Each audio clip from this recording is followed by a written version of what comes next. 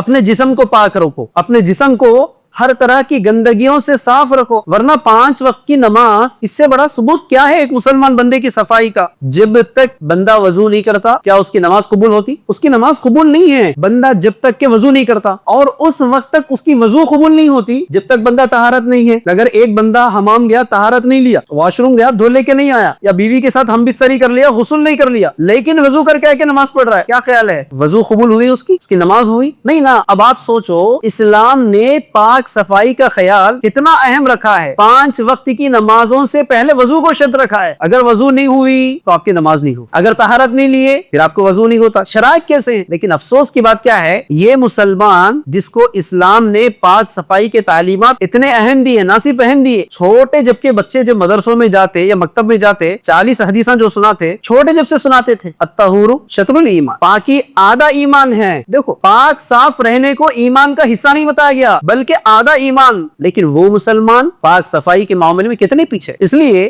کہ صاحب 5 وقت نماز کو آئے تو نہ وضو کریں گے، اسلام نے کیا کہا؟ پاک صاف رہنا ہے۔ تو دوسرا اصول اپنے جسم کو پاک صاف رکھنا ہے۔ سوال یہ ہے جسم کو پاک صاف رکھنے کے لیے وضو کرنا پڑتا، اب انہیں نماز کو آئے تو وضو کریں گے نا، اب نمازوں کو آتے کہاں لوگ؟ یہ ہمارا معاملہ ہے، بالخصوص ظہر، عصر، مغرب۔ پھر بھی سوچا جا سکتا ہے شاید کاروبار پہ ہوں گے، چاہے نوکری پہ ہوں گے، حالانکہ اس وقت بھی معافی نہیں ہے۔ اگر مسجد جا نہیں سکتے، جس جگہ ہے اس جگہ نماز پڑھنا ہے۔ 10 افراد ہے، 10 افراد مل کر وہاں جماعت کی نماز پڑھنا ہے۔ لیکن فجر اور عشاء کتنا ہی بزی پرسن کیوں نہ ہو، کتنا ہی کاروباری آدمی کیوں نہ ہو، کتنا ہی بڑا جاب کرنے والا کیوں نہ ہو، فجر اور عشاء تو آفس میں نہیں ہوتا ہے نا، دکان پہ نہیں ہوتا ہے نا، فیکٹری میں نہیں ہوتا ہے نا، وہ تو گھر پہ ہوتا ہے۔ لیکن کیا دیکھتے ہیں آپ بالخصوص فجر کی نماز میں لوگوں کو پاتے ہیں، آپ عشاء کی نماز میں لوگوں کو پاتے ہیں؟ نہیں نا۔ عشاء کے ٹائم پہ تو صاحب مارکیٹ میں ہوتے، خرید و فروخت کے لیے یا دوستوں سے ملاقات کے لیے مارکیٹوں میں گھومنے کے لیے ہوتے ہیں لوگ، اور فجر تو نیند میں نکل جاتی صاحب کی، تو آئیں گے کب؟ مشکل سے جمعہ میں حاضری ملتی، مشکل سے۔ تو اب سوچو اسلام میں جو اصول بتایا پاک صفائی کا، نماز کے لیے شرط رکھا گیا وضو کو، بندہ نماز کو آتا تو کم از کم 5 وقت وضو کرتا تھا وہ، لیکن نماز کو آتے ہی نہیں تو پھر وضو کرے گا کب؟ اسی لیے ساتھیوں